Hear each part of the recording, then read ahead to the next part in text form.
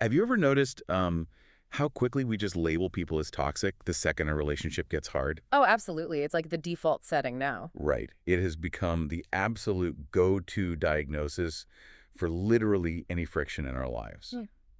So welcome to this custom deep dive. Today, we have a specific and honestly pretty challenging mission. Yeah, it's a big one. We are exploring a really comprehensive lecture by Salman Asif Siddiqui, and our goal today is to basically completely dismantle that toxic label. Carry it right down. Exactly.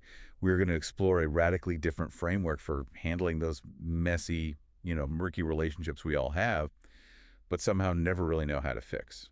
It is a profound shift in perspective. And what makes Siddiqui's lecture so fascinating is that he builds this entire psychological framework using Islamic principles. Right. So he's referencing the Quran, the Prophet, and this deeply faith-based morality. But even if you look at it strictly from an outside, secular perspective... Which is how we're approaching it today. Exactly. It just serves as this incredibly robust philosophical lens for human connection. We're going to explore the actual mechanics of how this speaker suggests we operate within our hardest relationships, really focusing on the psychology of endurance and connection. Okay, let's unpack this. Yeah. Because before we can even touch the idea of a quote-unquote toxic relationship, the source argues we have to pull back first. Right. Look at the big picture. Yeah, look at the macro-level crisis of human connection right now. And the numbers presented are just staggering. Siddiqui points out that nearly 70% of people feel lonely at some point. 70%. Yeah, 70% of the population walking around feeling fundamentally disconnected. That statistic is alarming, but the source digs into the actual type of loneliness we're experiencing. Because it's not just a lack of physical proximity to others. Right. It's not just being alone in a room. No, it is the specific feeling that people have absolutely no one to share their true, unedited secrets with. They are surrounded by people all day long, yet they are completely isolated in their inner lives. And that isolation, it's pushing us towards some bizarre behaviors. Yeah. There is this one anecdote in the source that it stopped me in my tracks. Oh, I know the one you're talking about. Yeah.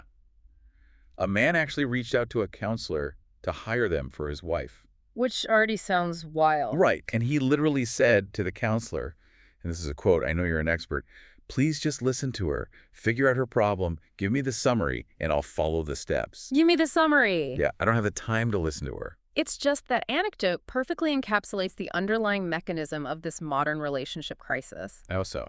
Well, we have started treating profound human emotions like a software bug.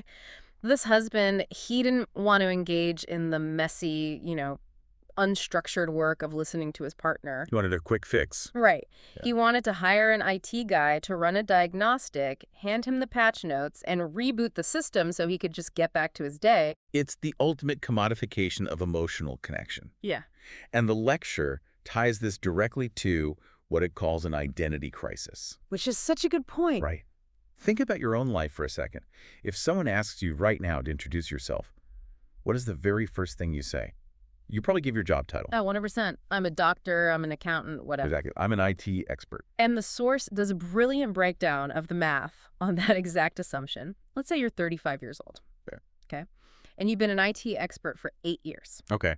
You do that job for 8 hours a day. If you really think about it, that is a relatively small fraction of your actual existence on Earth. True. But from day one, minute one, you have been a son or a daughter. You might be a sibling, a spouse, a parent for decades. Right. Yet we allow this 8-hour career role to entirely dominate our psychology, while our lifelong family roles just kind of get relegated to the background. But I have to push back on this a little bit. Sure, go for it. Because isn't prioritizing our career just a practical survival mechanism in today's economy? Oh, definitely. Life is impossibly expensive and demanding right now. Yeah. It feels like we are outsourcing our emotional labor just like we outsource our meal prep or getting our lawn mowed simply because we do not have the bandwidth to survive otherwise. The economic pressure is undeniably real, and treating emotional labor as a secondary task makes complete logical sense if, and this is a big if, you view life as a purely economic enterprise. Right, just a numbers game. Exactly. But the speaker explains the ultimate devastating cost of that outsourcing. He says it is leading to a massive rise in what are called unattended lonely deaths. Unattended lonely deaths, wow. Yeah. People passing away without a single loved one by their side.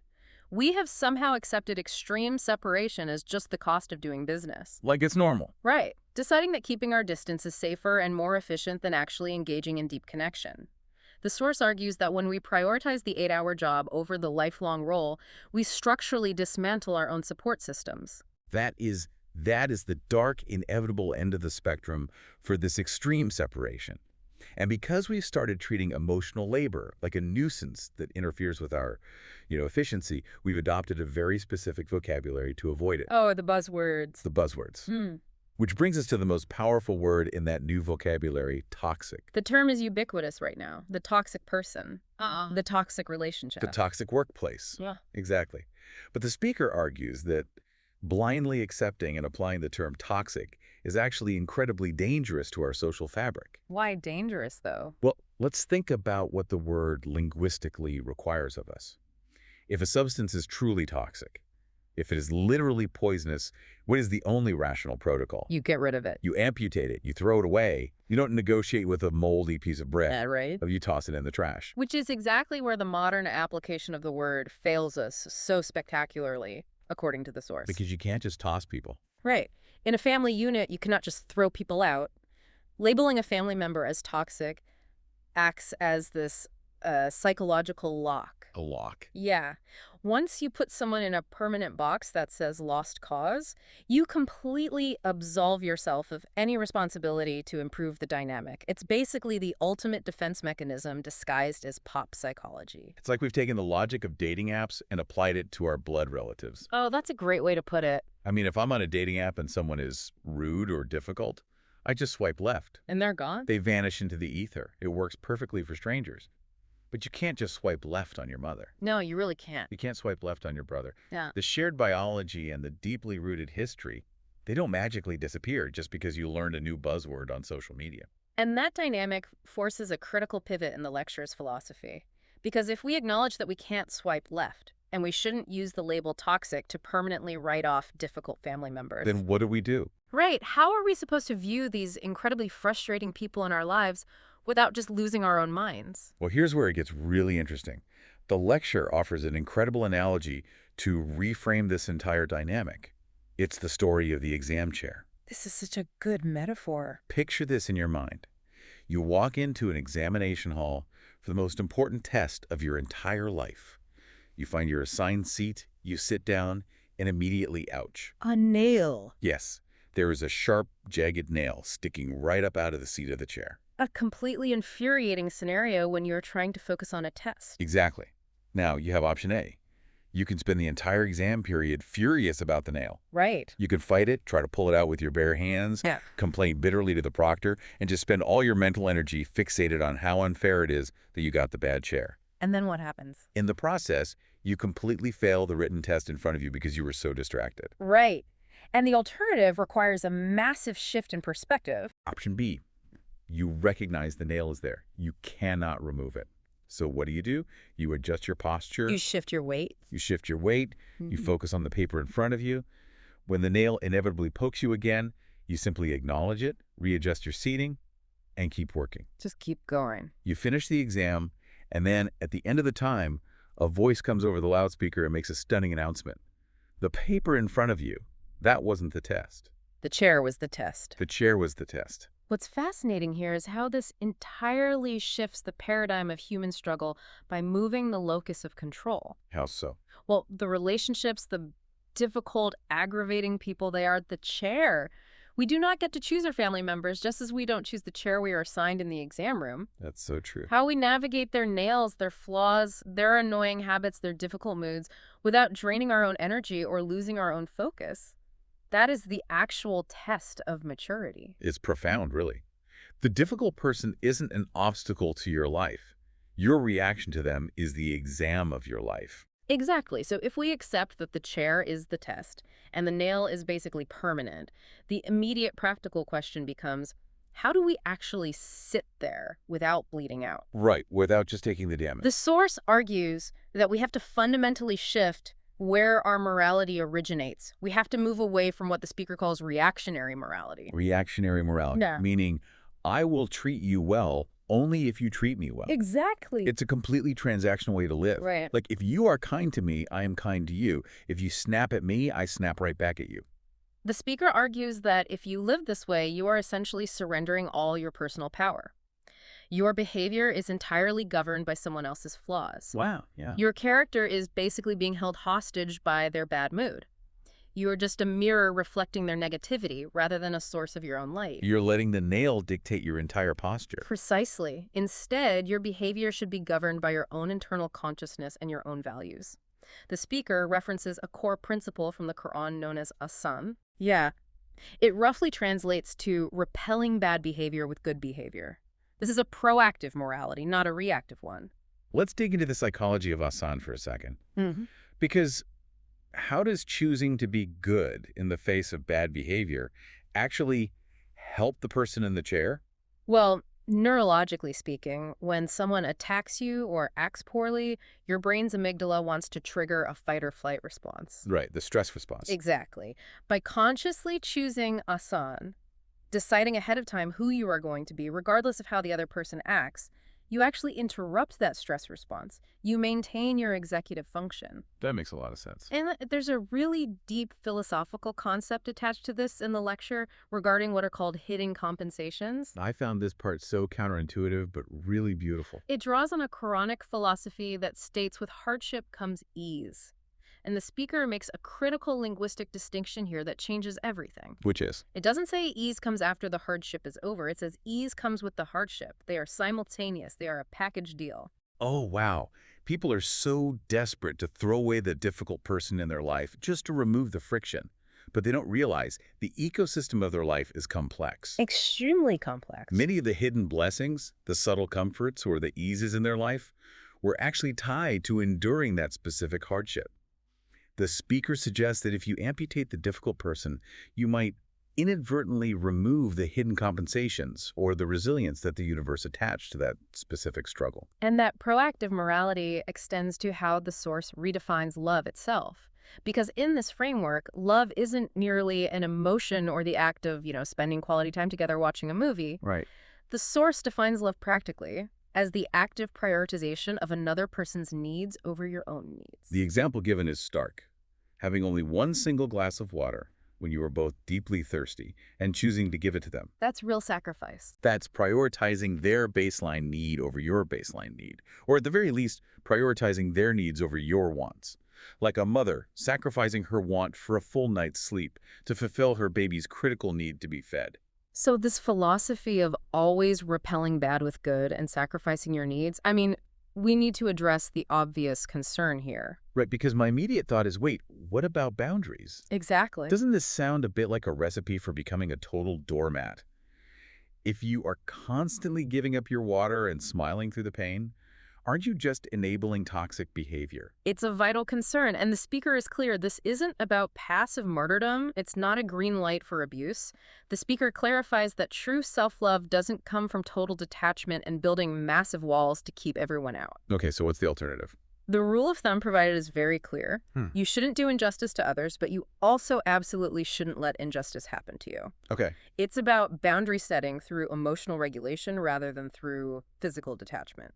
It's about managing the internal friction, lowering your expectations of the difficult person so you aren't constantly shattered by disappointment, but doing so without becoming a bitter, cynical person. Yes. You accept who they are, you protect yourself from their specific nails, but you continue to offer a baseline of human goodness. Yeah. Because that is who you are. And taking this lofty philosophy down to the ground level is where the lecture becomes incredibly practical. Because theory is great, right?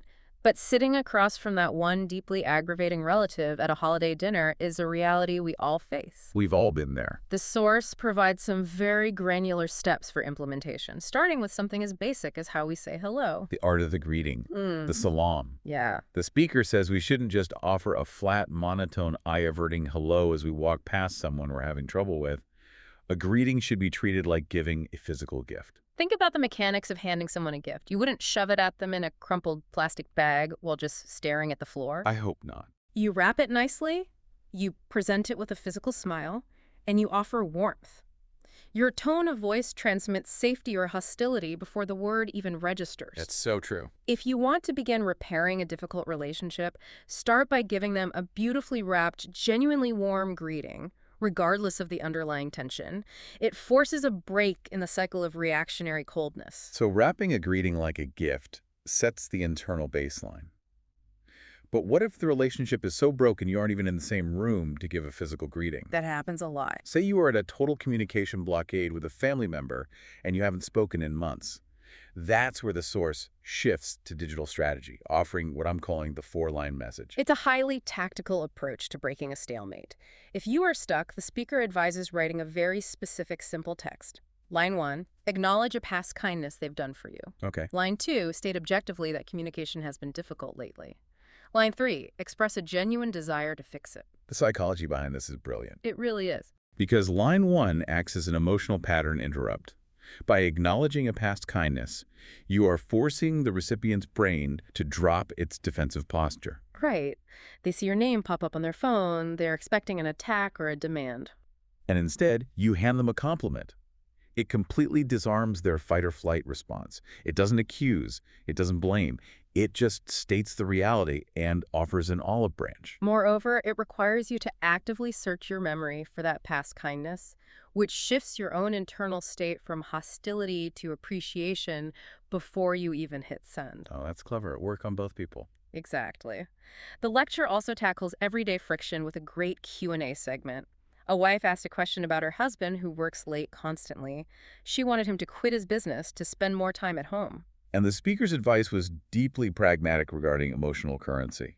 He told her, if you use the brief 10 minutes you do get with him to complain about the time you don't have, you will ruin the 10 minutes. It's a self-fulfilling prophecy of misery. If you use your 10 minutes to complain, it's like trying to withdraw $1,000 from an emotional bank account that only has $5 in it. He's got to bounce. Right. The speaker advises that you have to make relationship deposits first. Enjoy and appreciate the 10 minutes. Let it be a positive, nourishing experience for both of you. And then, once the mood is great and the account has some capital in it, then you can gently ask for more time. You have to fund the account before you make the withdrawal. But what about the moments when the account is overdrawn and you are actively in a fight? A listener in the source asked a question I know you and I, and honestly everyone listening, has felt. Oh, I'm ready. How do you deal with the mental stress of not giving a mouth-smashing reply in the middle of an argument? A mouth-smashing reply. I love that phrasing. You know that feeling where you have the perfect, devastating comeback loaded up in your brain and it physically hurts to swallow it? It produces a very real kind of emotional indigestion. You sit there hours later ruminating, thinking, oh, I should have said this. I could have destroyed their argument with that. So what's the remedy? The psychological remedy the speaker offers for this lingering regret is fascinating.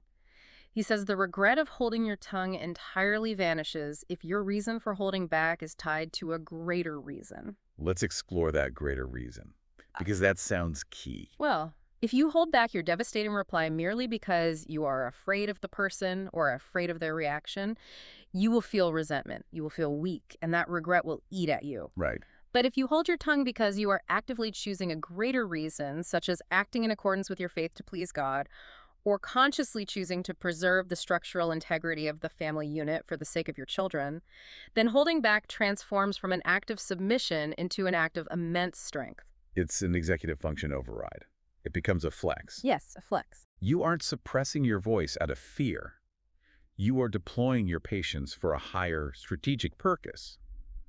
When you frame it that way, the bitter regret of the unsaid words just dissipates. It really does. So, okay, what does this all mean? If we pull all these threads together, the isolation of prioritizing our careers, the exam chair, the pattern-interrupting text messages, the greater reason. It seems like the core insight here is that dealing with difficult people is almost never about changing them, because changing them is largely impossible. Exactly. It's about fundamentally changing our internal dialogue and our behavioral reactions so that we aren't emotionally drained. It's about refusing to let someone else's bad behavior write the script for our character. Right. When you label someone toxic, you are paradoxically handing them all your power. You are telling yourself, this person's toxicity is so potent that it determines my happiness, and my only option for survival is to flee. Stepping away from the toxic label is how we reclaim our agency. Our behavior is our own. Our goodness is our own. It is an internal standard, not merely a reaction to someone else's flaws. It demands a very high level of emotional maturity, Huh. but it's deeply empowering. It is. So as we wrap up this deep dive, I want to leave you with a final thought to mull over, building on that powerful metaphor of the exam chair. We spend so much of our lives trying to pull the sharp nails out of the chairs, trying to fix the difficult people, or wishing we could just be assigned a different seat in a different room. Which is completely natural. Of course. But if the hardest relationships in our lives are actually designated exam chairs, specifically meant to test us, what if the person driving you crazy right now isn't an obstacle to your personal growth? What if they are the exact mechanism required for it? Think about the most difficult person in your life today. What are they teaching you about your own capacity for patience, your own resilience, rather than just their capacity for annoyance? That is a great question. The next time you get poked by that nail, remember, the paper isn't the test.